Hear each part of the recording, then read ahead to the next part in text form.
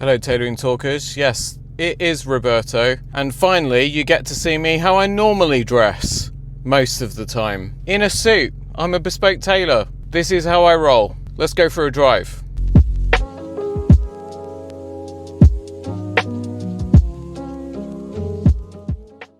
It's a lovely kind of late summer, early autumn evening here in London, and I am travelling into town for an event this evening. I'm very tired and honestly had thought about cancelling so many times. But then I thought, do you know what? Let's go. You never know what opportunities might come along when you meet people, when you meet new people. But then I couldn't face riding the Vespa into town. I'm just knackered. So I thought it would be a good idea to take the G87. So here we are, and by the looks of it I'm going to be stuck in a lot of traffic, but that's okay, because as far as cars go, you don't get that many nicer places to sit in than the cabin of an M car.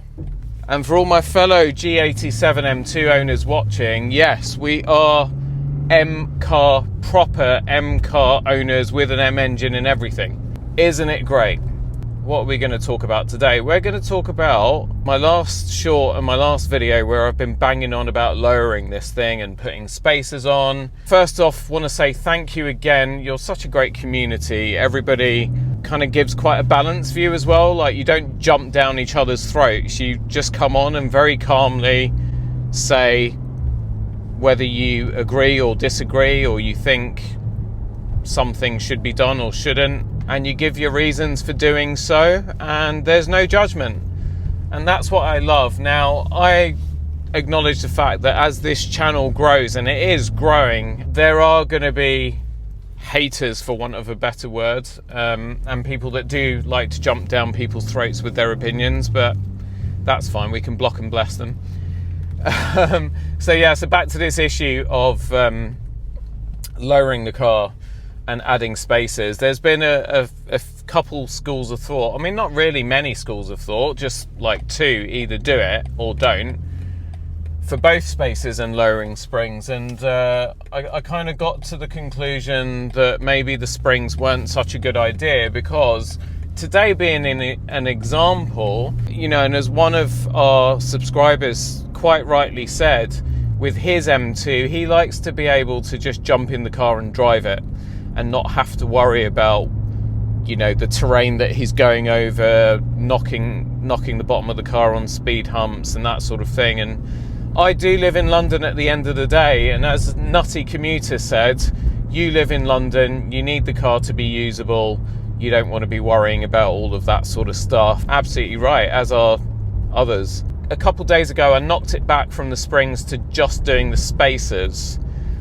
But then there are two schools of thought on this. There are people that say spacers, if you don't go more than 15 mil, it's not going to do any harm. There are a lot of people, some from engineering backgrounds, who say that because the car's manufactured and tested to certain tolerances, that when you push the wheels out, it puts a different load bearing. Now, forgive me if I'm not using the correct terms or if I'm getting this slightly wrong, but as you know, I'm layperson, so I try and explain things in layperson terms. But I mean, if you think about it, it makes sense. So, you know, if you've got the wheel on the end of the axle and suddenly and the car's been sort of tuned and set up for that, and BMW say, right, we're happy with it, it can go out in the world, and that's a reliable setup, because obviously they don't want problems, because they've got to guarantee the cars. As soon as you push the wheels out a little bit, it changes the loading on the suspension, the bearings, and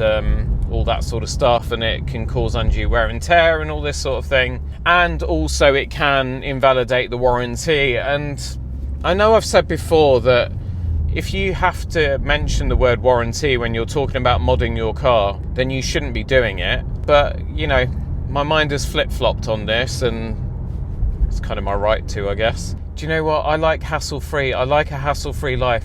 I'm so busy And I've got so much on my plate with my day job, running my business, with the YouTube channel and the podcast. You know, when this car does need to go in to have things done to it, I really don't want the hassle of, you know, then having to deal with, you know, they ring up and they say, you know, this we need to sort this out, but it's not covered under warranty because we noticed that you went and put aftermarket spacers on or lowered the suspension.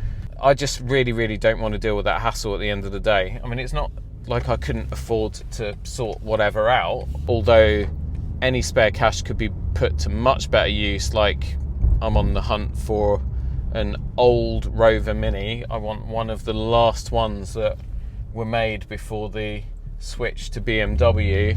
But anyway, that's a story for another time. Got to find one first. So yeah, so I just don't want the hassle. And the other thing as well is that this car, as it is stock setup, it drives so well. It's just, when it's in comfort mode as a daily, it's just lovely to drive. And even when you do throw it into Sport or Sport Plus and you stiffen up the suspension and all that stuff, it's still reasonably compliant. So changing the setup of the car from what BMW have set it up and tested it with and been happy to release it out into the market, if you're happy with the car and you love the car for those reasons, because of the way it does behave, why would you want to risk changing that? Right now, as I sit here, I'm so comfortable. The roads here in this part of North London, they're not brilliant. There are potholes, there are sunken in manhole covers. The roads were resurfaced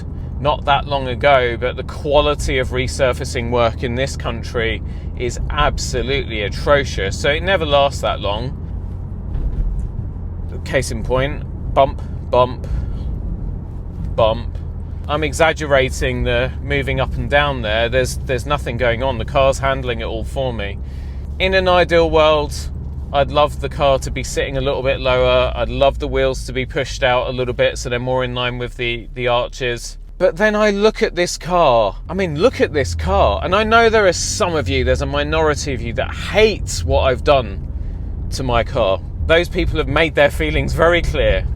But most of you have been very complimentary. And certainly when I'm out and about on the roads, the number of thumbs up, flashing lights, people actually stopping to wind their windows down, comment on the car and tell me how good they think it looks. The car looks fine when I look at it. I mean, that B-roll that I took in Brent Cross car park the other day, where it was parked and I took a shot from the side, you know, the car's giving kind of Mustang vibes because it's got that sort of short back. It has kind of got that sort of proportion that is very sort of Mustang-like, which I love. I love Mustangs. You know, every time one drives past me, I can't take my eyes off it.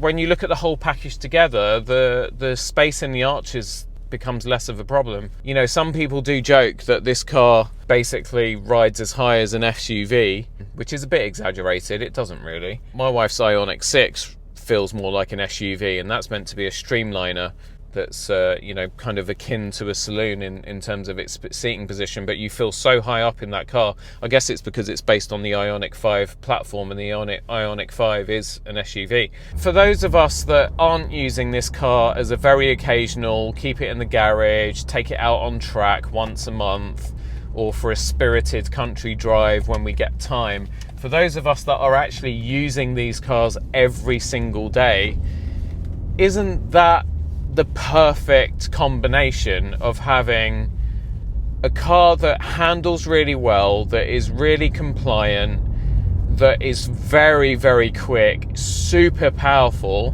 but also has SUV-like comfort when it's on the road? I think that's actually not a bad combination to have. I mean, you don't want it completely like an SUV. I remember my wife's Volvo XC40 felt like a waterbed. Not that I've ever been on a waterbed, but I imagine from seeing them in the movies that sort of jelly-like feeling that you get with some SUVs is what a waterbed feels like. And then case in point, see, I just went off a very steep speed hump, and if this car was any lower, my front splitter would be cracked, and that's not cheap. You've got to think about all this stuff, right? I'm lucky because I've got you lot, and you lot are amazing. I'm so grateful for our little motoring community in this part of the channel. Thank you, all of you. So anyway, net result, some of you will be over the moon to know that I have cancelled my appointment. I'm not modding the car. That's it. Everything I've done to it is what I'm doing to it. I'm not going to do any more to it. It's fine as is. Be happy.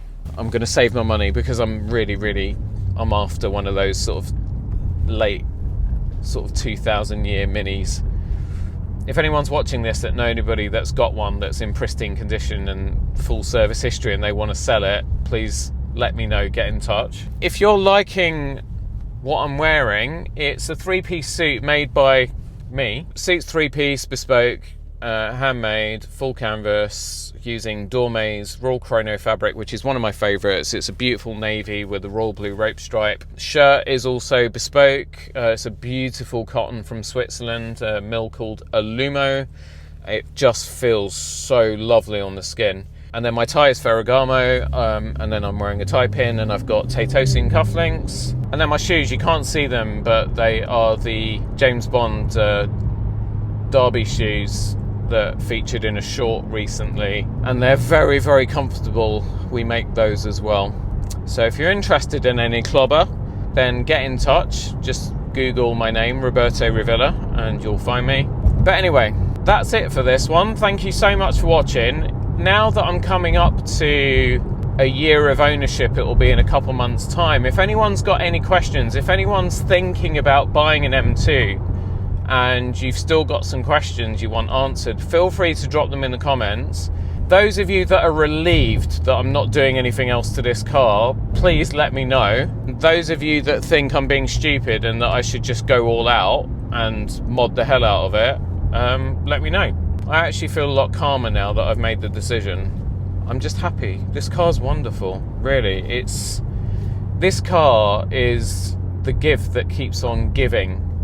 It's a continuous journey of discovery, and every single time I drive it, I find just that little bit more joy gets piled on to the joy that's already piled up. If that makes any sense, those of you that already have this car, please let me know if you understand what I mean. But it is a wonderful car, and thank you BMW for giving us the gift of the M2 before you turn everything into an electric or electric hybrid. Just so depressing. Anyway, that's it for today. I am about to hit the big traffic jam to go into central London. Wish me luck. I appreciate every single one of you. Remember to hit subscribe, like this video if you were entertained and you liked hanging out with me. I can't say thank you enough. See you on the next one.